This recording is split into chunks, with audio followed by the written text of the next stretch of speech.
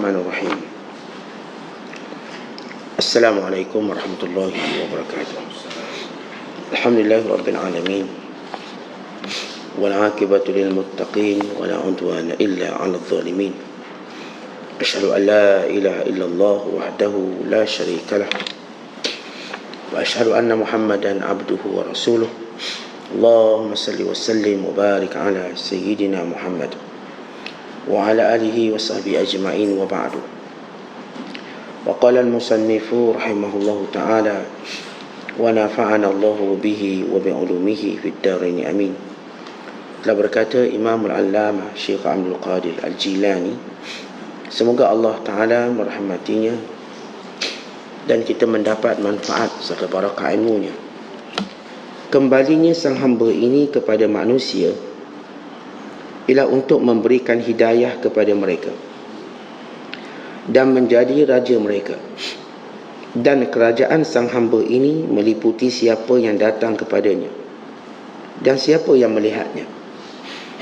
Dan apa yang selain itu semuanya kerja manusia. Dia menjadi umpama tukul besi buat manusia, seorang duta yang serba mengerti dan dapat menunjukkan jalan menuju kepada Allah Azza wa Jalla. Maka ketika itu dia akan dikenal sebagai pembesar dalam kerajaannya itu. Semua manusia berada di bawah tapak kakinya. Semua manusia berada di bawah tapak kaki hatinya. Mereka bernaung di bawah naungannya. Jangan banyak omong kosong. Engkau mendakwa apa yang bukan hakmu dan sesuatu yang tiada pada dirimu. Lihat sahaja kepada dirimu sendiri. Jiwamu menguasai dirimu, sedang manusia dan dunia semuanya bersarang di dalam hatimu. Semua mereka dianggap olehmu lebih besar dari Allah Ta'ala sendiri. Engkau terkeluar dari senarai kaum itu dan hitungan mereka. Jika engkau mahu sampai ke makam yang aku tunjukkan ini, maka hendaklah engkau segera membersihkan hatimu dari semua mata benda dunia itu. Ikut perintah dan berhenti dari larangan. Dan sabar dengan takdir. Lalu keluarkanlah dunia itu dari lubuk hatimu. Sesudah itu mari datang kepadaku. Barulah aku boleh berbicara denganmu dan memberitahumu apa yang ada di sebalik itu. Jika engkau buat begitu, barulah engkau boleh berhasil apa yang engkau mahu itu. Sebelum itu semua, maka semua kata-katamu itu sia-sia belaka. Celaka engkau, engkau perlukan hanya sesuap sahaja. Lalu jika yang hilang daripadamu sebiji, atau engkau tercaci sedikit sahaja, maka seolah-olah telah berlaku kiamat ke atas dirimu. Engkau pun membantah Allah Ta'ala. Engkau lepaskan marahmu dengan memukul isterimu, anak-anakmu. Engkau cerca agamamu dan nabimu. Jika engkau benar-benar berakal dari kumpulan orang-orang yang sedarkan dirinya dan yang selalu menjaga batas dirinya dengan Allah, nescaya engkau membisu sahaja di hadapan Allah Ta'ala. Dan kau dapat melihat bahawa semua tindakan Tuhan itu sebenarnya semacam nikmat daripadanya buat dirimu dan kerana memerhatikanmu. Jika engkau terus menerima tanpa membantah, engkau bersyukur tanpa berfikir, engkau rela tanpa bersungut, engkau berdiam diri tanpa meragui, kelak akan dikatakan kepadamu, tidakkah Allah itu sentiasa mencukupi hambanya? Hai orang yang tergopoh gapah, bersabarlah. Bukankah engkau sudah memakan hasil dari yang baik dan lazat? Sebenarnya engkau masih belum mengenali Allah Azza wa Jalla. Jika engkau sudah mengenalinya, nescaya engkau tiada mengadukannya kepada selain dia. Jika engkau mengenalinya, nescaya engkau terus membisu di hadapannya dan tidak berani meminta apa-apa. dan engkau tiada akan mengulang-ulangi doamu kepadanya, bahkan engkau akan bermuafakat dengan dia dan bersabar dengan dia. Pakailah akalmu. Tidak perlu engkau membersihkan setiap perlakuan dan maslahat. Dia menimpakanmu bala untuk mengujimu dan melihat tindakanmu. Dia mengujimu untuk melihat apakah engkau mempercayai janjinya. Apakah engkau tahu bahawa dia kini sedang memerhatikanmu dan mengetahui segala tindak tandukmu. Tidakkah engkau tahu bahawa seorang pekerja cergas di istana raja, jika dia minta tukar ini dan itu, tentulah itu suatu sikap bodoh darinya dan buruk laku. Malah dia patut dikeluarkan dari istana dan dikatakan kepadanya, apakah itu perlu hendak diminta lagi. Maksudnya dia seharusnya buat tanpa banyak bicara. Muslimin dan muslimat, sedang penonton yang dirahmati Allah sekalian, kalau semalam kita menceritakan bagaimana sifat orang-orang yang dekat dengan Allah, di antara sifat orang-orang yang dekat dengan Allah SWT ialah dia tidak melihat pergantungan keperluannya kepada manusia. Dia tidak melihat pujian dan cacian manusia, dan dia tidak melihat kepada keinginannya di sisi manusia. Itu secara umum, kerana jiwanya sibuk dengan mengingati Allah SWT. Kalaupun dia kembali pada manusia, kembalinya untuk melaksanakan perintah Allah. Artinya bila Syekh Abdul Qadir memulakan bicaranya dalam apa yang kita bacakan pada pagi ini, kalau sekiranya seorang manusia itu dia bergaul dengan manusia, kembali pada manusia, berhubung, bermuamalah dengan mereka, tidak lain melainkan dilakukannya kerana perkara yang bersangkutan dengan perintah Allah, bukannya keperluan hawa nafsunya. Bila kita melihat Nabi SAW, bila baginda melihat kemungkaran di kota Mekah, arak, judi, penindasan, sombong, penyembahan berhala, maka Rasulullah SAW mengambil sikap mengasingkan diri. Cara kehidupan baginda SAW, Rasulullah pergi berniaga, kemudian Rasulullah balik rumah. Tidak ada pergaulan antara Rasulullah secara meluas dengan musyrikin Mekah pada permulaannya. Tidak ada. Rasulullah SAW tidaklah mencegah mereka, tidak juga bersama mereka, tetapi Rasulullah mengingkarinya. Adapun kerana Rasulullah tidak mencegahnya kerana tiada perintah Allah, adapun Rasulullah mengingkarinya kerana fitrah kemuliaan kesucian Nabi SAW. Lalu baginda mengambil sikap berkhalwat atau disebut tahannus. Nabi naik ke Gua Hira, Jabal Nur, dan di sana Rasulullah SAW beruzlah atau disebut berkhalwat, atau disebut dengan kalimah tahannus, mengasingkan diri. Kadang-kadang Rasulullah SAW duduk sehari, kadang-kadang sampai seminggu. Rasulullah SAW bawa bekal yang disiapkan oleh Khadijah radhiyallahu ta'ala anha selama 3 hari. Dan kadang-kadang Rasulullah SAW seronok bersendirian, sehingga Khadijah menaiki bukit Jabal Nur untuk menghantar bekalan, kerana mengetahui bekalan suaminya sudah habis. Maka begitu keadaan Nabi SAW sehingga turun wahyu. Bila turun wahyu kepada baginda SAW, apa yang baginda lakukan? Nabi kembali pada manusia. Nabi kembali bergaul dengan Abu Jahal, Abu Lahab, dengan segala pembesar Mekah, dan dengan segala orang-orang penting, bahkan rakyat bawahannya. Maka kembalinya Rasulullah kali ini pada manusia untuk membimbing, untuk mencegah, untuk menyuruh. Maka inilah dia kehidupan Nabi SAW yang Syekh Abdul Qadir cuba relatekan ataupun cuba beri kepahaman kepada kita.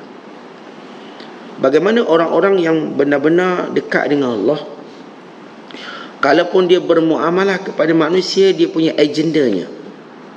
Bukan agenda hawa nafsu, bukan agenda kebiasaan, bukan tujuan-tujuan yang merupakan tujuan syahwat ataupun yang tersembunyi, tetapi kerana melaksanakan perintah Allah. Nabi membina hubungan dengan manusia, hablum minan nas, dengan perintah Allah. Manusia secara fitrah, kata ulama, madani bittaba', artinya suka bersosial. Itu sifat kita.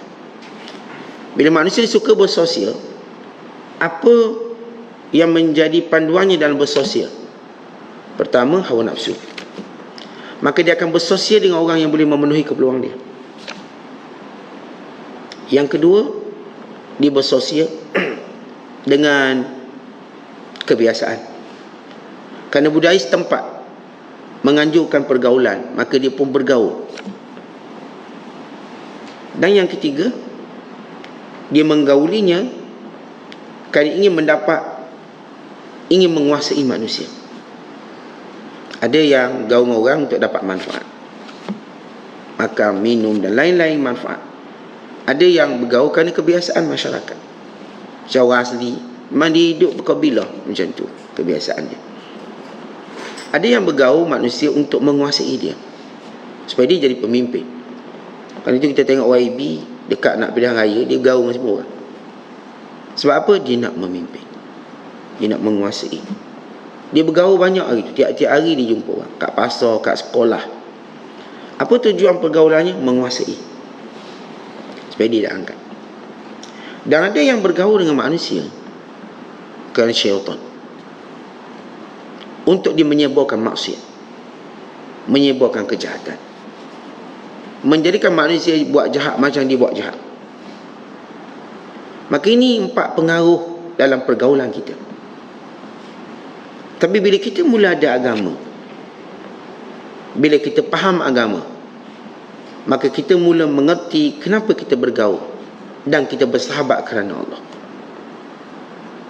Bila Allah Ta'ala sebut dalam Quran, al-akhillau yawma izin ba'duhum li ba'din adu illa al-muttaqin. Orang-orang yang menjadi sahabat, kawan, kekasih, yang bergaul rapat erat di dunia, menjadi musuh akhirat kelak, melainkan orang-orang yang bertakwa kepada Allah.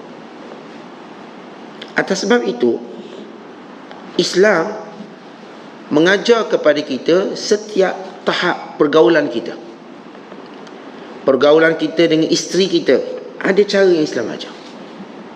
Kita tak boleh bergaul dengan isteri kita ikut dam kita, melainkan Allah akan murka, melainkan akan binasa. Kita bergaul dengan isteri kita sebagaimana Allah perintah. Maka kerana perintah Allah Ta'ala lah kita tidak memukul isteri kita, kita tidak mengabaikan nafkahnya, kita tak mengabaikan tanggungjawab, kita berlaku adil sebagaimana Allah perintah. Manakala isteri pula, bila dia bergaul dengan suaminya, maka dia tak bergaul dengan suami dengan hawa nafsunya. Kalau suami dia okey, dia okey. Kalau suami tak okey, dia pun tak okey juga. Dia melihat suami sebagai ujian Allah padanya, maka dia mentaati suaminya. Dia tidak mengangkat suara mengatasi suaminya. Dia sentiasa menjadikan suaminya senang dengan dia. Yang disebut oleh Nabi SAW, wanita soleh itu, idza nazara ilaiha sarrathu, bila suaminya melihatnya dia gembira. Dan bila mana suaminya menyuruhnya, wa iza amaraha ata'athu, bila suruh dia dengar, dia patuh. Maka si isteri mengetahui dia patut bergaul dengan suaminya macam Allah perintah, bukan macam dia nak berdasarkan hawa nafsu, melainkan pada ruang-ruang yang Islam izinkan.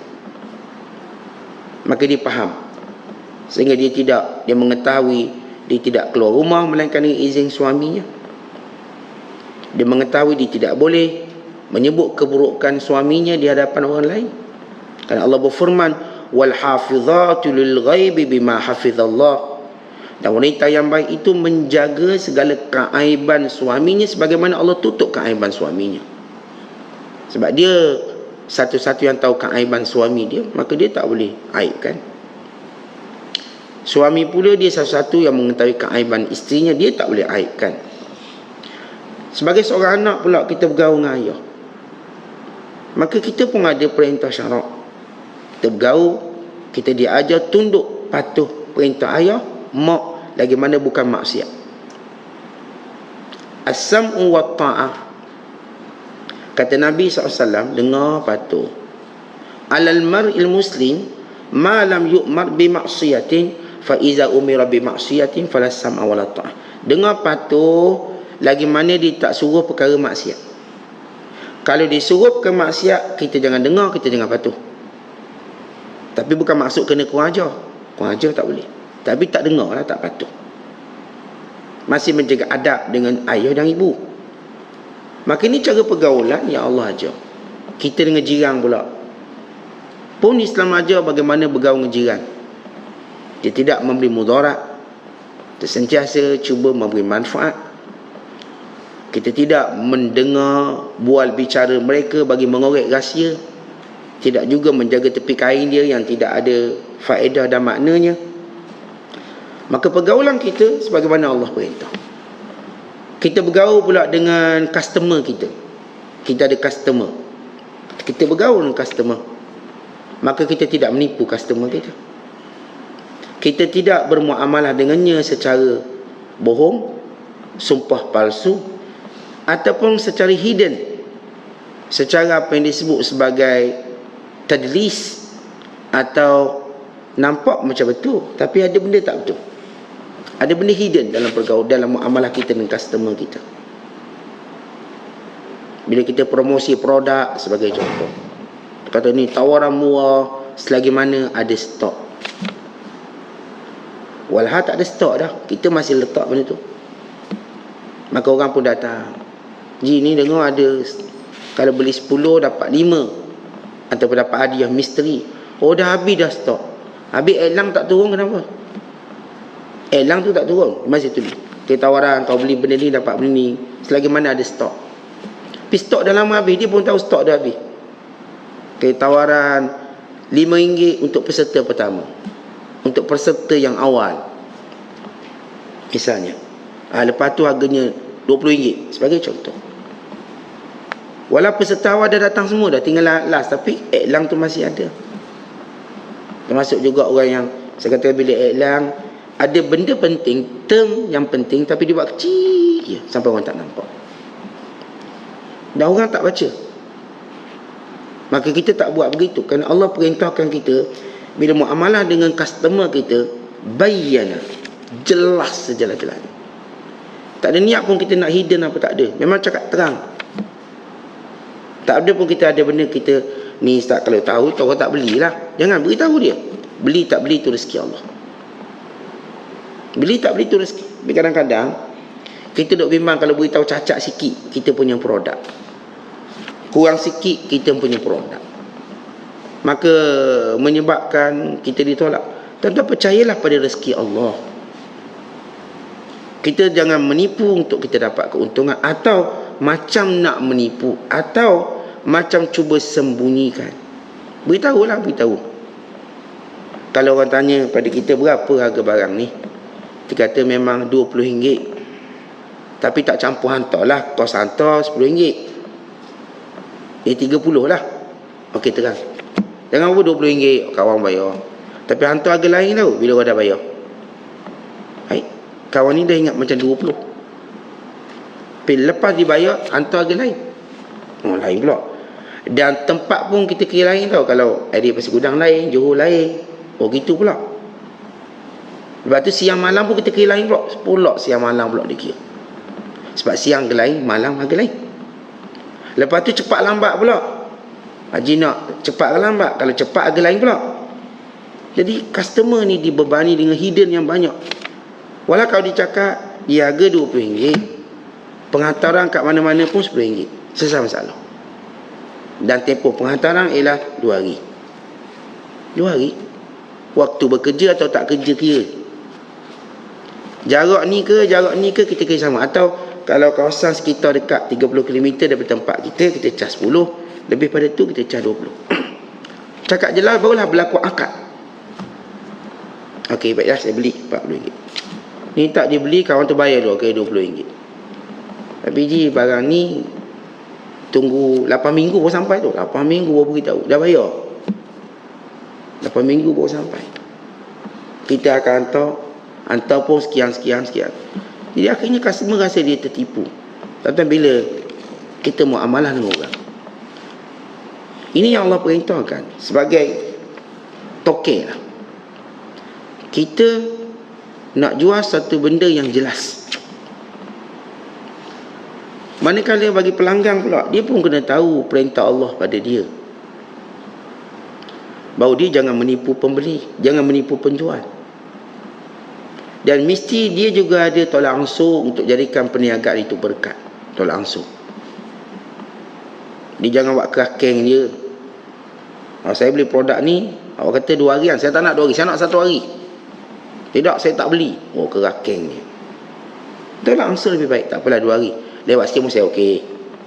Setiap kali dia bertolak ansur, Allah berkati akad jual beli mereka. Tetapi kalau kita tengok, jual beli ni ialah toleransi, tolak ansur. Jual beli ialah akhlak. Jual beli ialah nilai kedudukan seorang di sisi Allah. Lepas tu masing-masing cuba usaha untuk jadi paling baik. Kalau saya penjual, saya nak jadi penjual paling baik bagi pembeli. Bagi pembeli pula, saya nak jadi pembeli paling baik bagi penjual ini. Seolah penjual ni dia ada 5 orang, 10 orang pelanggan. Dia kata pelanggan paling baik sekali, pelanggan yang duduk sini, dia paling baik, bagus dia. Sehingga penjual tadi puji pembeli tadi, baik akhlak dia. Tentang maka dia berkati muamalah. Atau pembeli pula kata, dalam banyak-banyak kedai tu paling bagus layan saya, paling bagus beri harga pada saya, sehingga dia dipuji dalam doa. Tetapi itu dia kesudahan muamalah kita dengan manusia. Macam Allah perintah. Kalau kita pula sebagai seorang pekerja pula, bagaimana kita nak muamalah dengan bos kita, dengan rakan kita? Macam Allah perintah. Kita dengan masyarakat kita pula, macam Allah perintah. Kita tidak keluar bertemu mereka melainkan dalam keadaan menutup aurat. Itu muamalahnya. Kita tidak melihat kemungkaran melainkan kita cegah. Kita tidak melihat kebaikan melainkan kita sokong, kita suka dan kita suruh. Maka orang yang dekat dengan Allah, bila dia kembali pada manusia bermuamalah, yang kita sebut semalam, antara ciri orang dekat dengan Allah, dibuang pergantungan dengan manusia, dibuang hubungan dengan manusia yang boleh membawa pada dosa. Dia tak nak lepak, tak nak sembang, tak nak ngumpat. Tapi kalau dia sudah dekat dengan Allah, dia kembali pada manusia untuk dia melaksanakan perintah Allah. Dia tunjuk adab bergaul sebagai sahabat. Dia tunjuk akhlak sebagai suami, akhlak sebagai isteri. Dia tunjuk akhlak sebagai seorang pelanggan, sebagai seorang peniaga. Akhir keluar muamalah dia dengan manusia dengan perintah Allah. Maka ketika itu, kata Syekh Abdul Qadir, Allah atau dia menjadi seperti tukar besi pada manusia. Apa maksud tukar besi? Orang yang memberi nasihat, orang yang membentuk manusia. Kita tuan-tuan bila bergaul dengan orang, wa imma kita membentuk atau kita dibentuk. Dua. Sama ada tuan-tuan pengaruhi dia atau dia pengaruhi kita. Saya bila bergaul dengan orang, sama ada orang tu akan terpengaruh saya atau saya terpengaruh dengan dia. Cukup tak payah jauh. Kadang-kadang cara kita makan pun, kita tanya kawan makan apa? Kopi O. Saya pun kopi O jugalah. Dah terpengaruh. Nak apa? Teh halia. Oh, saya teh halia jugalah. Kita terpengaruh tak cara kawan kita order. Nak order apa? Saya biasa minum teh kunyit. Oh, teh kunyit jugalah. Nak rasa juga. Kalau kita boleh terpengaruh dengan idea order makan minum, apa tak lagi perangai lain? Bila kawan kita suka sebut keaiban isteri dia, kita pun terpanggil nak sebut keaiban isteri kita juga, terpengaruh.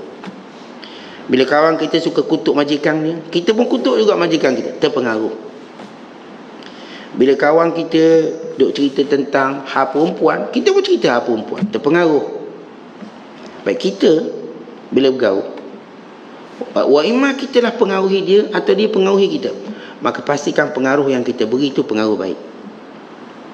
Dan pastikan juga kita menerima pengaruh yang baik. Maka sebab itu kata Syekh Abdul Qadir, orang ni kalau dia bergaul dengan orang, dia macam tuku besi, dia membentuk. Daripada kawan dia tak semayang, dek kawan dengan dia semayang. Jom berhenti solat dululah, jom berhenti masjid dululah. Akhir dia pun berhenti masjid. Jomlah kita bila musafir ni jangan lupa baca doa. Kawan pun ingat baca doa juga. Musafir ni kita ada solat jamak qasar, jom kita solat jamak qasar. Kawan ni pun ikut, benda baik. Begitulah contoh orang yang dekat dengan Allah. Bila mana dia berada dengan manusia, maka manusia ini semua berada di bawah tapak kaki hatinya, bukan bawah tapak kaki kakinya. Apa maksud berada di bawah tapak kaki hatinya? Maksudnya tuan-tuan, dia tidak melihat manusia dengan pergantungannya. Dia tidak melihat manusia dengan harapkan pujian dan takutkan kejiannya. Dia tak letak manusia dalam hatinya, bawah hati dia. Dalam hatinya Allah, di bawah hatinya manusia. Maknanya dia tidak bergaul dengan manusia melainkan dengan perintah Allah. Sebab itu kita tuan-tuan, kalau berkawan betul kerana Allah, kalau tengok kawan kita buat maksiat, kita tegur. Kita tak kira siapa dia, kita akan tegur. Cara kita tegur depend, bergantung pada keadaan. Barangkali kita boleh tegur terang, mungkin. Barangkali tegur secara kiasan, barangkali tegur secara waktu tertentu. Tapi keinginan kita tegur memang ada. Saya kalau tengok sahabat saya buat salah sebagai contoh, keinginan untuk tegur dia ada. Bila? Maka kita tunggu peluang yang baik. Kadang-kadang mungkin terus, kadang-kadang mungkin melalui cerita, kadang melalui kiasan, kadang-kadang melalui sekian-sekian. Dan begitu keadaan bila kita bergaul dengan orang. Kita bukan bergaul untuk kita bergantung dengan dia, bergaul kerana perintah Allah. Dengan itu kita berjiran dalam syurga. Jadi kita dah sebut pengaruh pergaulan kita tadi. Ada orang berkawan kerana syahwat, nak dapat kepentingan dia. Ada orang berkawan, bersahabat kerana masyarakat, bentuk masyarakat. Ada yang berkawan kerana ingin menguasai kawan. Ada yang berkawan kerana syaitan, lalu disebarkan kejahatan dan maksiat. Baik, selesai part ataupun bahagian. Kalau kita kata ustaz, orang yang dekat dengan Allah kan dia banyak menyendiri, dia beruzlah, dia tak bergaul dengan orang. Ya, dia tak bergaul dengan orang tanpa sebab. Ketika mana dia turun dan bergaul dengan orang, dia ada sebab dia. Jelas, untuk melaksanakan amanah yang Allah berikan pada dia. Ya, dia sibuk beribadat, tapi dia tahu dia ada waktu untuk memberikan hak pada isterinya, maka dia bersama isterinya. Ada waktu dia perlu beri hak pada anak-anaknya, maka dia bersama anak-anaknya. Ya, kalau ikutkan dia nak ibadat sepanjang masa. Tapi dia tahu perintah Allah bergaul dengan orang ini ialah sebahagian daripada ibadat itu sendiri. Tadi kita lihat Nabi-Nabi alaihi salatu wassalam. Kita tahu Nabi bagaimana sempurna iman mereka, bagaimana mereka tidak pernah meletakkan syahwat mereka. Tapi kita dapati mereka berkahwin. Walau mereka bukanlah orang yang meletakkan keutamaan pada kesibukan. Kita tahu seorang bila berkahwin dia sibuk, automatik. Siapa rasa tak sibuk, maka kahwin dia akan dapati dia akan sibuk. Sebab apa? Dia ada tanggungjawab. Dia ada tanggungjawab. Para Nabi alaihi salatu wassalam, kenapa mereka memilih berkahwin? Sehingga sebahagian orang yang bodoh mengingkarinya, kerana mereka menganggap orang yang mulia tidak berkahwin, lalu mereka jadi padri yang tak berkahwin. Lahir kelompok manusia dipanggil rahbaniyah, kepadrian yang tak nak kahwin. Konongnya kahwin tadi menyibukkan waktu ibadat, maka tak boleh ibadat. Lalu wujud satu kelompok tak kahwin, duduk kat gereja, duduk dalam tempat ini, tempat ini. Kelompok ini masih ada. Kononnya dengan cara itu mereka boleh dekat dengan Allah. Mereka tersalah, mereka silap. Mereka lupa mereka itu berkembang dan wujud kerana perkahwinan. Kalau tidak ayah mereka fikir tentang kahwin, mereka pun tak wujud. Mereka lupa nilai kewujudan manusia dan berkembang biak manusia dengan perkahwinan. Lalu pada Nabi alaihi salatu wassalam, mereka berkahwin kerana apa? Perintah Allah. Supaya manusia tidak sesat dengan idea kononnya tak kahwin itu suci. Salah. Kahwinlah yang akan menyucikan kita. Kononnya kahwin itu menyusahkan. Tidak. Kahwinlah menyenangkan kita. Tak susah kahwin baik bujang. Tak bujang lagi susah. Kerana susah dalam perintah Allah menghasilkan nikmat yang berpanjangan. Senang dalam melanggar perintah Allah menghasilkan kesusahan yang tidak pernah habis. Ada orang dia nak langgar perintah Allah, kononnya lebih senang, maka lihatlah musibahnya. Tak pernah habis musibahnya. Maka kembali seorang ini kepada manusia kerana perintah Allah. Para Nabi mereka berkahwin kerana perintah Allah. Mereka beranak pinak kerana perintah Allah. Mereka berurusan jual beli, pergi ke pasar, makan minum kerana perintah Allah. Dan manusia ada contoh macam mana nak makan, macam mana nak minum, macam mana nak jual, macam mana nak beli. Nabi SAW peniaga, Nabi juga customer, pelanggan. Maka kita tahu macam mana cara nak jual beli. Rasulullah seorang bapa, Nabi juga seorang atuk. Kita tahu waktu mana kita jadi ayah dan jadi atuk. Nabi SAW sebagai panglima perang, Nabi juga sebagai guru. Kita tahu macam mana nak jadi guru yang baik. Jadi Rasulullah sebagai contoh, Nabi-Nabi sebagai contoh. Kemudian lepas Syekh Abdul Qadir menyebut tentang bagaimana golongan ini bergaul dengan manusia. Kemudian Syekh menyebut golongan yang mendakwa kosong. Kamu dakwa dah disayang oleh Allah. Kamu dah dakwa kamu dah orang baik. Betul ke? Tuan-tuan, kalau kita tanya, kita siapa? Awak siapa? Saya okey, orang bagus, orang baik. Semayang tak tinggal, jemaah pun sama. Saya orang yang rajin buat benda tu, benda ni, baik. Syekh Abdul Qadir ajak kita muhasabah. Benarkah kita orang yang didakwa? Kadang-kadang kita dah rasa kita ni ahli syurga. Kita pun panggil kawan kita sahabat syurga. Semula syurga? Ya, umumnya memanglah kita diperintahkan supaya ataupun menunjukkan cita-cita kita untuk masuk syurga. Tapi kita kena kenal diri kita siapa. Kalau kita dakwa kita dah bagus, benarkah kita dah bagus? Kalau kita dah rasa sifat kita macam sifat para wali Allah, benarkah sifat itu wali Allah? Kalau kita rasa kita dah orang yang dekat dengan Allah, benarkah kita dekat dengan Allah? Baik, kita nilai masing-masing.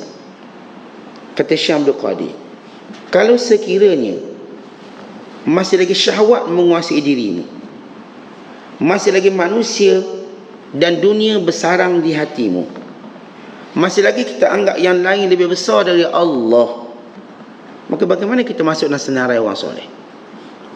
Kalau kita diajar setiap keadaan sebut Allahu Akbar, Allahu Akbar, Allahu Akbar. Setiap hari kita sebut. Apa maksud Allahu Akbar? Allah lebih besar. Allah Maha Besar. Dengan maksud Allah lebih besar daripada segala yang lain. Tapi benarkah Allah Maha Besar? Yang kita duk takut manusia ketika melaksanakan perintah Allah? Apakah Allah lebih besar ketika itu? Yang kita duk cari redha manusia dengan membelakangi redha Allah, apakah Allah besar waktu itu? Yang kita duk cari keuntungan dunia berbanding keuntungan akhirat, apakah Allah besar ketika kita melakukannya itu? Yang menjadikan kita duk hormat orang lebih pada hormat pada Allah, apakah kita membesarkan Allah? Yang kita duk pertahankan hak kita daripada hak Allah, apakah besar hak Allah ketika itu? Kita, tuan-tuan, kalau hak kita kena usik sikit, mengamuk satu dunia. Bila hak Allah diusik, agama Allah dihina, kita dia membatu dan membisu. Betulkah Allah Maha Besar? Ni kita kalau sikit terganggu tidur kita, ni jiran sebelah paku apa, bergaduh kita, tahu tak bertegur siapa, marah sungguh. Kerana hak tidur kita diganggu sikit. Kita biasa hari Ahad tidur lama sikit lah. Hari Ahad dia buat kerja rumah, oh marah kita, ngamuk kita. Ialah mungkin kita ada hak untuk marah. Tapi bila kita nilai balik, bila hak Allah pula diganggu, orang hina agama, orang suka-suka cakap hak agama kita, kita rasa tak marah? Tak. Apakah Allah Maha Besar? Ataupun nafsu kamu yang Maha Besar? Kita, tuan-tuan, bila hak kita dikurangkan, oh marah. Bila hak Allah dikurangkan, kita tak marah. Dia persoalan Allahu Akbar dalam kehidupan kita. Betul atau tidak macam kita sebut? Macam kita utarakan. Orang kalau menyalahi adab kita marah. Ni bukan macam ni, adab, berlanggar adab. Biar mati anak, jangan mati adab. Oh, kita pun pegang. Adabnya begini, protokol begini. Ni geng-geng protokol, jangan salah sikit pun protokol. Marah dia. Dia kena ikut protokol. Susunan begini. Kalau tak ikut protokol, dia anggap macam dosa besar. Tapi kalau tak ikut perintah Allah, tak apa. Itu kubur masing-masing. Itu kubur masing-masing. Kubur kan masing-masing. Dijawablah. Tapi kalau perintah manusia, maka dia berkumpul semua untuk marahi orang ni. Tuan-tuan lalu, benarkah kita kata Allah Maha Besar? Sehingga dalam kehidupan kita sebenarnya, kita membesarkan syahwat, membesarkan nafsu, membesarkan dunia, membesarkan manusia. Allah sebut dalam Quran, atakhshawnan nas wallahu ahqqu an takhshah. Wallahu ahqqu an takhshaw. Kamu ni takut pada manusia ke? Walau Allah yang lebih patut kamu takut. Bukan mereka ini lebih cintakan manusia daripada mencari cinta Allah. Mereka ni lebih malu pada orang berbanding malu pada Allah. Kalau bab orang malu, Ustaz, kan orang cakap apa, malu, tapi Allah tak malu. Yastahyuna minallah wala yastahyuna minallah. Yastahyuna minan nas wala yastahyuna minallah. Mereka malu dengan orang, tapi mereka tak malu dengan Allah. Oh, kalau orang malu, Ustaz, kita kalau buat majlis apa-apa tak ikut cara biasa, orang malu. Kita buat majlis kahwin tak bagi godis. Seorang bagi, kita tak bagi. Malu orang kata apa. Kita biasa tengok orang buat majlis kahwin ni dengan kemah, bagai sekian-sekian. Kita buat biasa. Malulah orang kata apa. Dengan Allah tak malu. Dalam majlis perkahwinan langgar perintah Allah, itu dia tak malu. Tak tutup auratnya dan sebagainya. Tetapi ini mentaliti yang perlu kita ubah. Sebab kita duk kata setiap hari Allahu Akbar, Allahu Akbar. Dan sembahyang kita, berapa kali kita sembahyang? Banyak. Yang kita solat 5 waktunya, yang solat rawatibnya. Itu belum cerita orang solat banyak, yang solatnya Masya Allah luar biasa banyak. Walaupun ada orang mengingkari, mana boleh orang solat banyak-banyak. Kan satu solat 3 minit ni, kalau solat banyak-banyak dah kira 4 hari ni, macam mana dia boleh solat sehari? Sehingga dia lupa keberkatan waktu. Dia lupa pada ukuran karamah yang Allah berikan pada orang soleh. Dan dia juga lupa pada riwayat-riwayat yang sahih tentang orang yang solat 500 rakaat, 1000 rakaat. Tapi ada orang kononnya dia kata ikut ilmu matematik tak betul. Tak tahu matematik sebagai asas. Tapi di sana ada keajaiban yang Allah berikan pada siapa yang dikehendaki. Macam kita guna ilmu matematik pendapatan kita lah. Sebulan dapat 5,000, tolak rumah, tolak kita, dah habis.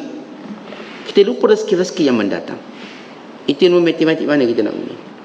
Rezeki yang tanpa kita hisap datang. Kalau ikut gaji saya 5,000 sebulan, tolak kereta, tolak rumah, baki 1,000. Contoh 1,000 ni Abdullah Azim habislah bulan ni. Tanpa saya fikir rezeki yang mendatang. Ni beri ikan, hari ni ada orang beri sayur. Dan juga benda yang Allah nak uji saya, anak sakit, dah habis 5,000 tu. Contoh. Tetapi ilmu matematik ini ilmu asas, tapi bukan penentu. Asalnya memang begitu. Kalau kita kira, macam mana logik orang mengaji Quran 2 kali khatam? Sebab saya mengaji, sejuzuk tu sejam misalnya. Dah kira sejam 30 jam 30 juzuk. Kalau 2 kali khatam 60 jam. Ni 2 hari. Duk dia kiaskan dirinya dengan para ulama besar, orang soleh. Mu memang mengaji sejam sejuzuk, dia mengaji 10 minit sejuzuk. Kan beza. Jadi kita tak boleh kiaskan ataupun kalangan orang-orang yang saya katakan secara lafzi untuk menolak apa yang menjadi kemuliaan Allah berikan pada siapa dikehendaki menggunakan kononnya ilmu matematik. Saya kata ilmu matematik kita terima musallam pada tahap asas, tidak pada tahap tertentu. Kalau tidak, kita akan menolak mukjizat, kita akan menolak karamah, kita akan menolak maunah, dan menolak segala keajaiban yang Allah nak beri pada hamba-hambanya. Kita ada kalangan hamba yang solat saya kata 100 rakaat, 300 rakaat, even 1000 rakaat. Ia dibuktikan dengan banyak riwayat-riwayat yang sahih. Ini bukan dongengan. Tak Ustaz, kan 3 minit 1 rakaat. Tu kalau kira-kira tu macam 5 hari tu Ustaz. Macam mana boleh solat sehari? Saya katakan matematik secara asal betul awak cakap. Tetapi di sana ada kemuliaan yang Allah berikan. Umpama contohlah, tuan-tuan kita orang biasa baca buku berapa biji sehari? Ustaz, saya kalau baca buku ni Ustaz, baca buku ni, dia okey dah satu muka surat ni kalau baca seminit, 700 muka surat, 700 minit, maknanya sekian hari. Tak ada orang ada skill express reading ni. Dia boleh baca 700 muka surat dalam masa sebentar dan boleh cakap lebih pada kita. Sama juga macam ingatan. Macam mana dia boleh ingat semua? Itulah kelebihan yang Allah beri. Dia ingat Quran, dia ingat Injil, dia ingat Veda, dia ingat semua. Allah bagi dia. Otak dia tu ingat. Maka segala benda untuk tunjukkan kekuasaan Allah. Kalau Allah berkuasa beri pada hamba-hamba yang biasa, bagaimana kita menafikan bila Allah nak beri pada hamba yang terpilih, yang dekat dengan Allah? Ada yang orang otaknya kalkulator, beri satu angka, dia tu jawab laju pada kalkulator, laju daripada kita tarik kalkulator. Ada tak? Ada. Kita tengok ada satu program di China, dihimpunkan semua orang bijak dalam dunia. Pertama dihimpunkan semua orang bijak di China, kemudian fight lawan dengan orang bijak dalam dunia untuk tunjuk China lebih hebat. Dibawa seorang pakar matematik, budak 8 tahun 10 tahun, yang berilah angka berapa pun saya spontan jawab. Panggil pula orang negara lain dan berlawan orang. Asia menang untuk dia angkat martabat China di mata umum. Dipanggil pula pemanah paling hebat, panggil juara Olimpik pula, berlawan dengan yang ni, kemenang. Ditunjuk pula orang yang menimbang bola paling lama, dia boleh timbang bola tu paling lama, bawa pula seorang penimbang bola, berlawan. Orang yang skipping, semua dia bawa ni, macam-macam. Rancangan ni tujuannya nak tunjuk keajaiban manusia. Kita melihat kalau orang macam gini, Allah beri kelebihan. Bagaimana orang siang malam menghadap Allah, siang malam membersihkan dirinya, takkanlah Allah tak beri kelebihan mengatasi mereka ini dengan cara yang Allah Ta'ala suka, itu mereka melakukan sesuatu yang Allah Ta'ala suka. Ada orang tuan-tuan, dia ambil jarum, dia boleh tulis dalam kulit telur, tulis kecil, jarum tu dia ambil tulis. Ada orang berkemampuan tulis tulisan kecil sehingga memenuhi kulit telur tadi, dia boleh tulis. Saya pergi ke Jepara, tengok orang ukir surah Yasin pada kepingan kayu sampai habis. Yes. Masya Allah, detail dia buat tanpa salah. Kemahiran dia Allah beri. Dia boleh ukir kayu tu surah Yasin, surah Waqiah, surah apa nak, Al-Baqarah pun boleh ukir pada kayu, pada kayu jati. Belilah 5,000, 10,000. Ajaib. Kalau itu kita boleh terima ajaib. Demikian orang-orang yang Allah berkati waktu untuk melaksanakan ibadat lebih banyak pada orang lain. Walaupun pada kirang angka matematik nampak macam mustahil, tapi demikianlah kurnia Allah pada siapa dia kehendaki. Baik, kemudian kata Syekh Abdul Qadir, orang yang mendakwa sampai ke makam ini tapi masih hatinya kotor, masih tidak mau membersihkan hatinya, masih lagi tak ikut perintah Allah, masih lagi tak berhenti daripada larangan Allah, masih lagi tidak sabar dengan takdir Allah, masih lagi dunia besaran di hatinya, bagaimana mungkin? Oleh sebab itu kata Syekh Abdul Qadir, nasihatku tidak akan bermanfaat pada kamu. Pada siapa? Pada orang yang tidak melaksanakan perintah Allah, tak berhenti daripada larangan Allah, yang dalam hatinya masih penuh dengan dunia. Kalau kamu buang semua, barulah apa yang aku katakan ini beri manfaat. Kalau tidak, sia-sia. Contoh kita nak jumpa doktor. Bila kita nak jumpa doktor, doktor pun rawat kita, maka doktor pun beri kita sejumlah nasihat. Awak mulai hari ni awak kena puasa sebab kita nak cek kencing manis. Jadi awak esok puasa, jangan makan, datang jumpa kita. Tiba-tiba perintah tadi dia tak ikut, Dia dah makan cek kecil manis, maka dia gagal mematuhi perintah. Doktor pun nasihat lagi, awak ni memang ada kecil manis teruk. Jadi kita sarankan makan ubat ni, makan ubat tu. Awak mula kena kurangkan manis, kena kurangkan makanan bergas, minuman bergas, sekian. Kita pun tak ikut, maka sia-sia kata doktor ni. Sama juga para ulama. Ulama nak didik kita, tapi kalau kita dalam hati masih lagi bersarang cinta dunia lebih, masih lagi langgar perintah Allah, masih lagi tidak sabar dengan takdir Allah, datang je takdir, cari je alasan untuk kita lawan, tak nak terima. Datang saja takdir Allah, kita nak lawan. Kenapa jadi macam ni? Kenapa tak jadi macam orang tu, orang ni? Mula kita tengok orang lain.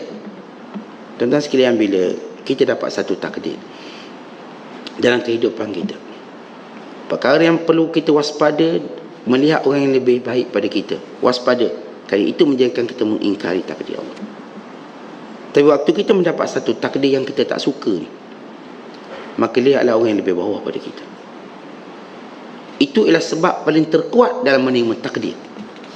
Sebab macam mana saya nak terima takdir Allah? Inilah orang lain, Ustaz, boleh macam gini, macam gitu. Kita tak boleh. Anak orang lain, Ustaz, periksa habis A disapu ni. Anak kita, Ustaz, duk ambil E juga, E ambil G. Padahal saya dah beri tuition anak saya. Saya pun cikgu ni, Ustaz, cikgu. Saya hantar sana, saya hantar sini. Dia tukang periksa tu bodoh, salah periksa. Ni nak marah ni. Tentang untuk mendapat sebab paling kuat menerima takdir, lihatlah orang bawah pada kita. Kalau anak kita ni dapat E, ada orang yang dapat G, kita tengok ini G. Dan ada orang lain CJ pun tak ada. Anak kita ada CJ, ada CJ pun tak ada. Setiap kali kita mendapat takdir, jangan bandingkan kita dengan orang yang kita nampak macam lebih baik pada kita. Tuan-tuan, sebenarnya tak ada istilah ada orang lain lebih baik pada kita.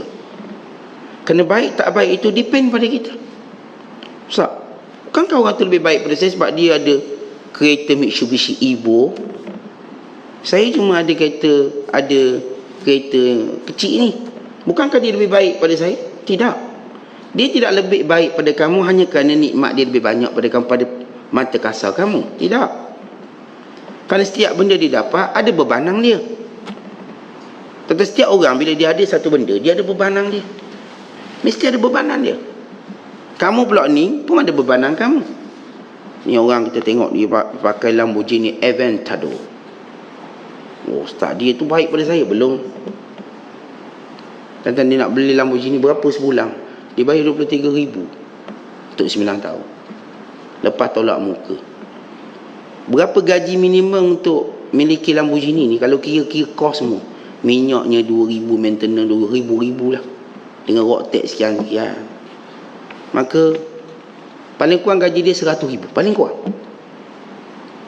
Mengambil kira 30% kos penyelenggaraan kereta. Kita tengok dia pun ada Lamborghini Aventador. Oh, dia lebih baik pada saya? Bukan.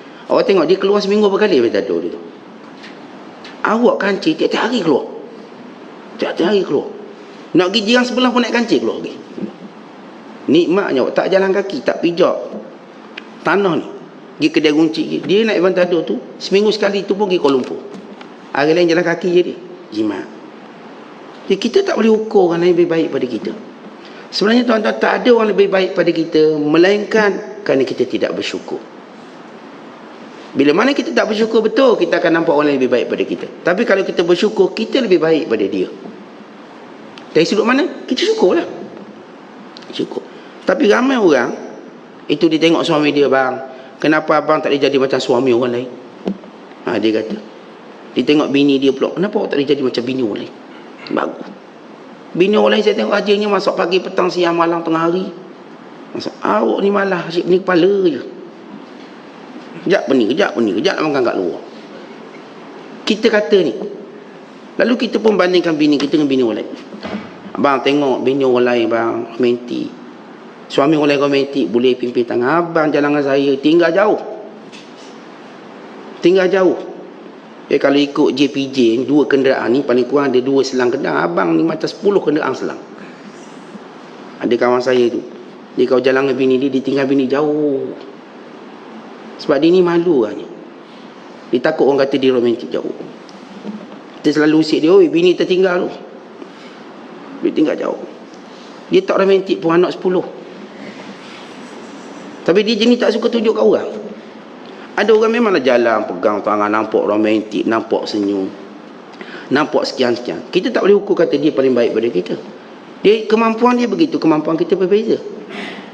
Dan jangan setiap orang tak boleh ikut acuan orang lain. Kita ada acuan kita. Rumah tangga kita acuan kita, rumah tangga dia acuan dia. Mungkin dia dapat isteri yang jenis suka bunga, suka sekian, macam-macam tu. Kita jenis hati memang tak ada taman langsung. Hati kita cuma padang pasir.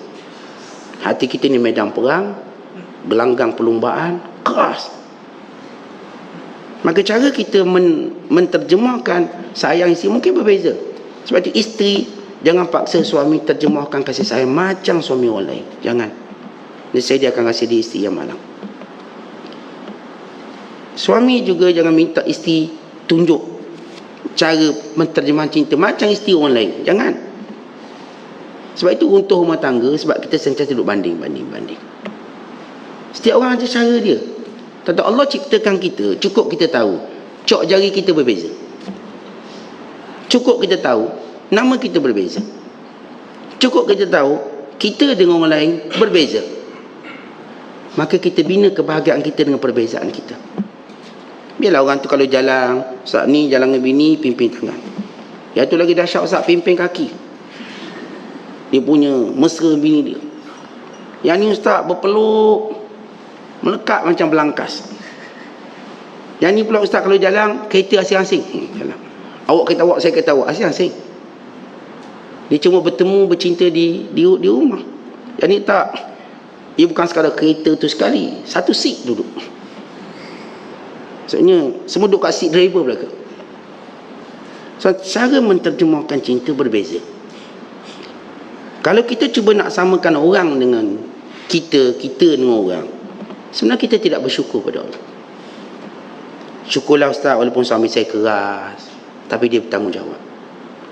Dia tak pernah abaikan nafkah, dia tak pernah abaikan tanggungjawab, dia jaga anak-anak. Betul lah suami saya ni tak reti cakap bunga-bunga Ustaz. Dia tak reti ayat bunga-bunga. Ayat perang dari mana Ustaz? Ayat perang. Dia kalau cakap keluar ayat perang. Ada suami-suami keluar ayat bunga-bunga, penuh bunga, romantik bunyinya. Itu cara dia bahagia. Kita ada cara kita. Tuan-tuan tengok orang asli cara dia bahagia, kan lain pula orang asli. Dia main nyumpik-nyumpik je, bahagia dia. Dia bahagia cara dia.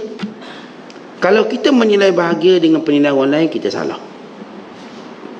Kerana Allah memang jadikan kelainan. Ada orang saya kata berbahagia dengan cara dia, kurang bercakap. Ada orang yang memang banyak cakap. Laki bini dia bercakap, daripada kuliah dia bercakap dengan bini dia sampai balik rumah, tak berhenti. Ada orang dia tak bercakap melainkan perlu. Ada orang yang mungkin dia bercakap pada hal yang serius. Semua orang macam ni saya katakan, mereka ada kebaikan masing-masing, ciri masing-masing. Jadi kalau kita nak bersyukur pada Allah, kalau kita tidak mau menolak takdir Allah, jangan tengok orang yang kita sangka lebih baik pada kita. Tengoklah orang yang lebih bawah pada kita. Di situ kita akan terima takdir Allah dengan cepat dan segera. Ni seorang kena kakinya hilang, tengok orang 2 kaki lah. Tengok orang yang nyawanya hilang, dah tak ada peluang untuk dia beribadat. Sebab itu para ulama kata, aku bila dapat satu musibah, aku bersyukur kerana 4 perkara. Pertama, kerana ada orang lain kena musibah lebih besar pada aku. Ada orang lain. Yang kedua, kerana Allah beri aku sabar bila mana datang musibah. Allah yang beri aku sabar. Yang ketiga, Allah berikan kepada aku istirja'. Dan aku boleh ucap bila datang musibah, inna lillahi wa inna ilaihi raji'un. Itu ilham Allah. Dan yang keempat, musibah itu tak kena pada agamaku. Bayangkan musibah kalau kena pada agama sehingga murtad, sehingga keluar dari Islam. Itu dahsyat. Sebab itu kita, tuan-tuan sekalian, bila mana kita berjaya untuk menilai sesuatu nikmat Allah dengan penuh syukur, insya-Allah kita akan okey. Berarti Syekh Abdul Qadir sempat menyebut tentang Seorang yang nak dengar kata guru dia mesti baiki dulu diri, dia akan dengar kata guru dia dengan baik. Syekh Abdul Qadir menyebut tentang apa yang saya bicarakan tadi tentang syukur. Hilang sikit je macam kiamat. Dapat benda yang kita tak suka, kita punya marah semua orang. Bukan kita menghina Nabi kita, kita menghina Islam kita. Dek musibah kita tu. Macam mana boleh seorang hina Nabi, hina Islam? Ya cukup dia mengetahui bila baginda sallallahu alaihi wasallam ajar kita dalam menghadapi segala ujian, takdir, perkara yang kita tak suka, dengan banyakkan bersabar, beristirja, beristighfar, bertaubat. Tiba-tiba kita lawang semua yang Nabi kata. Kita guna juga hadis Nabi untuk menangkan kita. Kita tak nak ambil hadis Nabi yang mendiamkan kita. Maka golongan ini yang bila mana diuji dengan sedikit ujian dan musibah, maka dia rasa kiamat dirinya, hilang kewarasan akalnya. Padahal dia patut tahu, bila datang saja takdir Allah, maka membisu di hadapan takdir Allah jauh lebih baik. Kalau kita tak mampu lagi redha, bisu je. Maksud bisu apa? Sabar. Sabar, ini takdir Allah pada kita. Sebelum sampai ke tahap tangga kedua, kita redha. Sebelum sampai tahap yang ketiga, kita syukur. Ini lebih baik pada saya. Syukur. Sebelum sampai pada tahap yang keempat, kita merasakan apa yang Allah takdirkan ini ialah satu nikmat untuk mengangkat darjat kita. Dan ia lebih baik daripada apa yang kita inginkan. Dan kadang-kadang bila datang ujian, kenapa kita duk banding orang lah, macam saya sebut tadi. Kita lupa bagaimana Allah nak angkat darjat kita. Kita lupa bahawa dengan takdirnya ini untuk jadikan masa kita dengan Allah lebih banyak. Kita duk ngeluh masa kita dengan orang sikit. Makin sikit dek sibuk. Kita lupa masa kita dengan Allah lebih banyak. Maka demikian Allah datangkan takdir. Sebab itu kata Syekh Abdul Qadir, jangan gopoh-gapah, bersabarlah. Bukankah kita dalam hidup dah makan benda yang baik? Bukankah kita dalam hidup, tuan-tuan sekalian, dah banyak nikmat kita dapat? Bukankah dalam hidup ini dah banyak benda yang kita nak tu kita dapat? Hanya beberapa bahagian yang kita tak nak, kita tak dapat. Sehingga kita lupa janji Allah, bahawa setiap ujian Allah beri pahala. Setiap ujian Allah ampun dosa. Setiap ujian Allah angkat darjat. Setiap ujian Allah akan menempatkan kita di kalangan orang soleh. Setiap ujian menjadikan kita dirahmati dengan pertolongan Allah. Kadang-kadang semua benda kita letak pada kuasa kita. Oh, kalau jadi macam ni saya buat macam ni, jadi macam ni saya buat macam ni. Kita lupa pertolongan Allah lebih baik. Akhirnya Allah beri kita satu ujian, sehingga start otak kita dah guna habis hujah dah, dah guna habis kekuatan, tak berkesan mengubahnya, supaya kita tahu Allah nak beri penyelesaian lebih baik, supaya kita melemahkan, merendahkan diri kita di hadapan Allah. Tentang nikmat ini, semua nikmat datang dari Allah. Allah berfirman, wa ma bikum min ni'matin fa min Allah. Tidak ada nikmat yang kamu dapat melainkan dari Allah.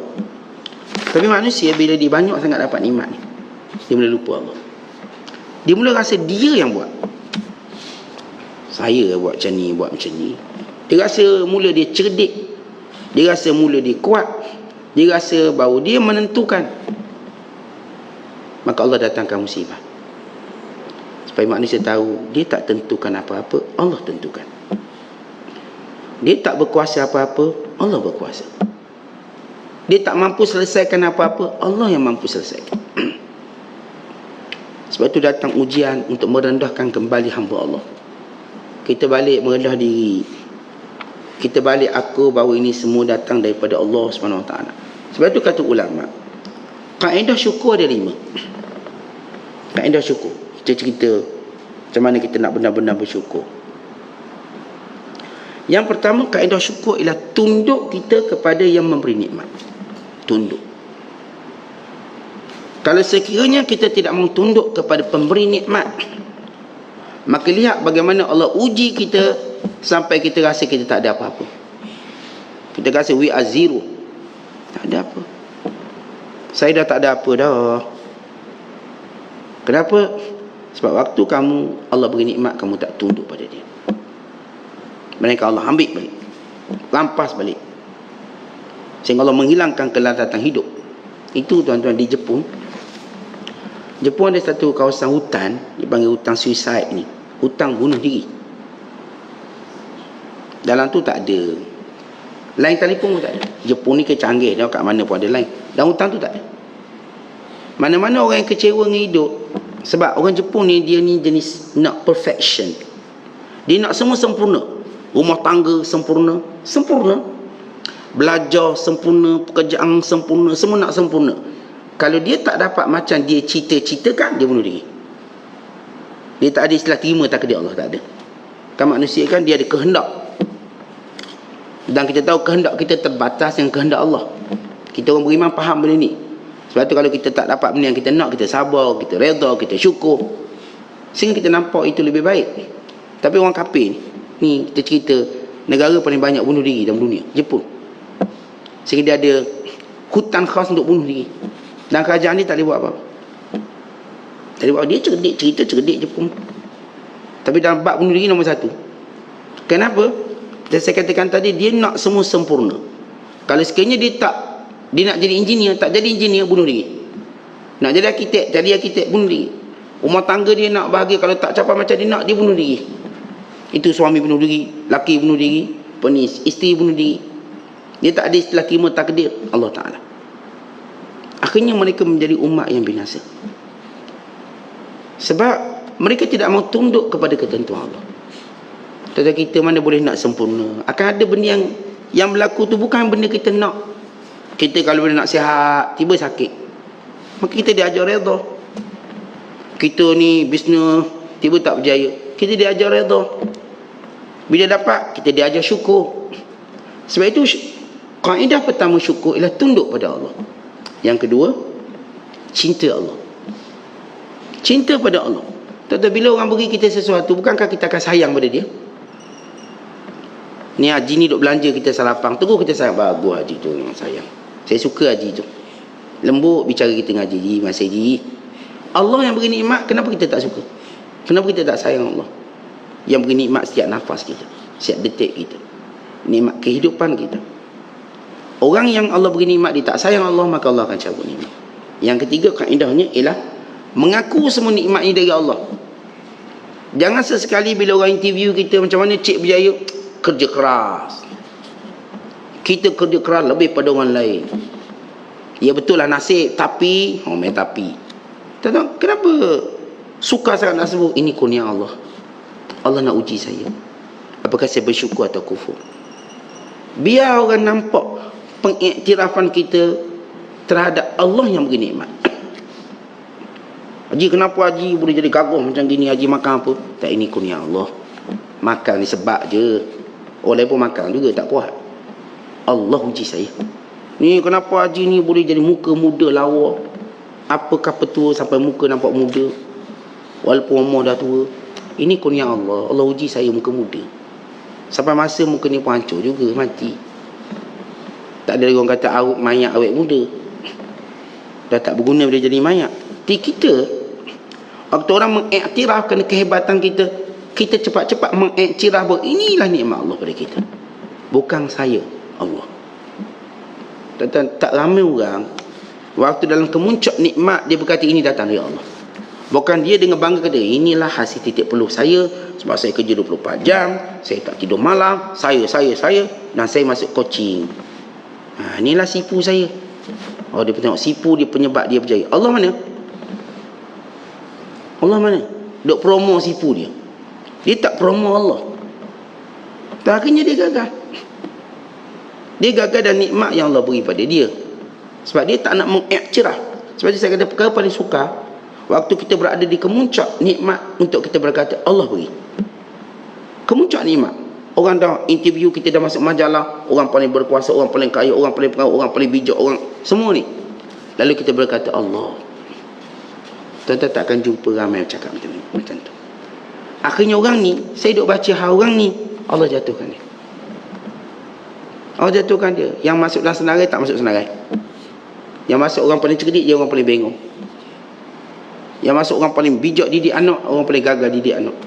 Ni dulu hebat, dia didik anak dia kecil boleh baca buku. Kecil dah begitu, dah begini. Last sekali bila anak dia besar je penjenayah. Dia nak kata apa lagi? Dulu anak dia ni dia banggu. Lah kecil-kecil dah pandai buat benda yang bijak, masuk universiti pun umur muda. Tiba-tiba Allah uji anak dia penjenayah. Dia nak cakap apa? Specialist dia. Ya, kerana kamu waktu kemuncak kamu lupa kata Allah. Sebab tu hati-hati bila Allah beri kita dah nikmat kemuncak, lalu kita nampak diri kita bukan Allah. Sebenarnya itulah detik-detik kejatuhan kita. Hitunglah hari dan waktu kamu akan jatuh. Yang keempat ialah puji Allah, as-sana'u alaihi biha. Dapat je nikmat, puji Allah, alhamdulillah, alhamdulillah, puji Allah. Dan last sekali yang kelima, tidak menggunakannya melainkan apa yang Allah suruh. Maka dengan itu segala nikmat yang datang pada kita, kita mampu syukur. Segala ujian yang datang pada kita, kita mampu sabar. Dan segala apa pun yang Allah Ta'ala berikan pada kita, kita mampu belajar untuk menjadi hamba yang dekat dengan Allah. Wallahu a'lam bishawab. Assalamualaikum warahmatullahi wabarakatuh.